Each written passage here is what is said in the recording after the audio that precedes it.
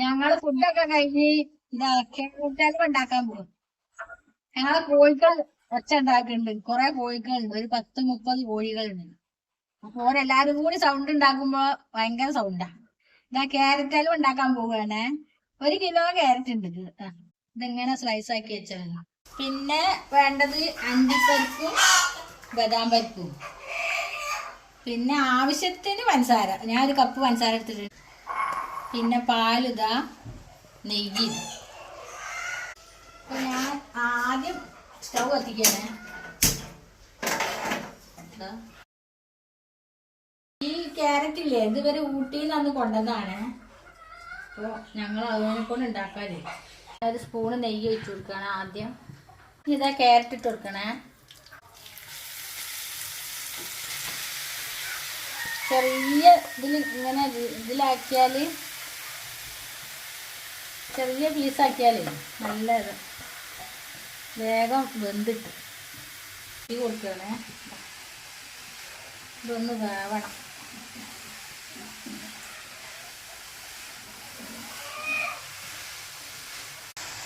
ചെറുതായി വെന്ത് വരുന്നുണ്ട്. ഇന്ന് മോനാണ് വീഡിയോ എടുക്കുന്നത്. അമൃത ലീവാണ്. മോളൊന്ന് ഫ്രീ ആയി ഇങ്ങനെ കൈയും കെട്ടി നോക്കി നിൽക്കുകയാണ്. ഞാൻ പൊന്മൂസ് വിളിക്കുക, ഇടയ്ക്കിടയ്ക്ക് വിളിക്കും.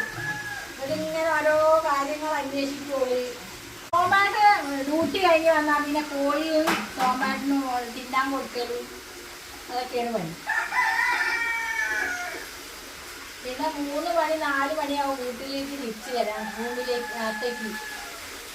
അതുവരെ ഓരോ ഡ്യൂട്ടി ചെയ്തുകൊണ്ട്. പിന്നെ എന്തൊക്കെയാ ഞങ്ങളൊക്കെ വിശേഷങ്ങൾ? ചോറുണ്ടോ എല്ലാവരും? ഇപ്പൊ സമയം എത്ര അറിയാം? 3 മണിയാണ് വൈകുന്നേരം. ഞാൻ 2 കപ്പ് പാലാണ് ഒഴിച്ചു കൊടുക്കുന്നത്. 1 കപ്പ്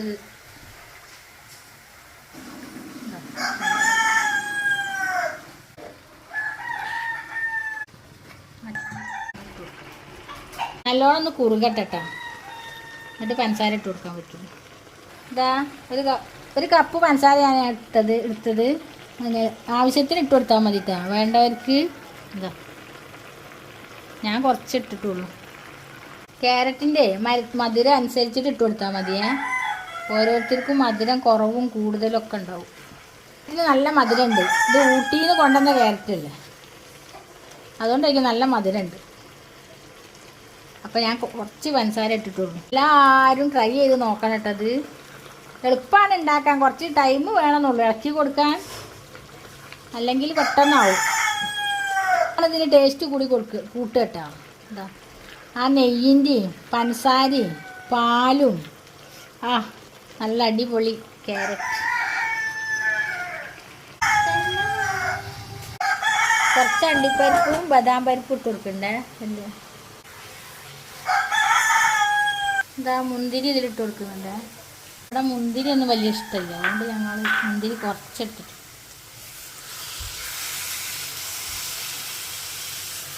ഏകദേശം രൂപയായി വരുന്നുണ്ട്.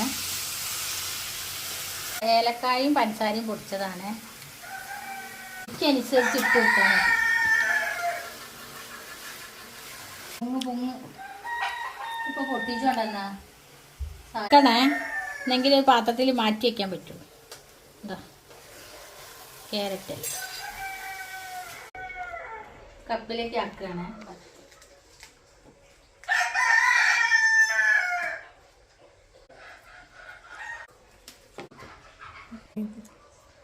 ഇതാ ക്യാരറ്റ് ഹൽവ റെഡിയായി. എല്ലാവരും ട്രൈ ചെയ്ത് നോക്കുക. പെട്ടെന്ന് ഉണ്ടാക്കാൻ പറ്റിയൊരു സ്നാക്സ് ആണിത്. ബൈ.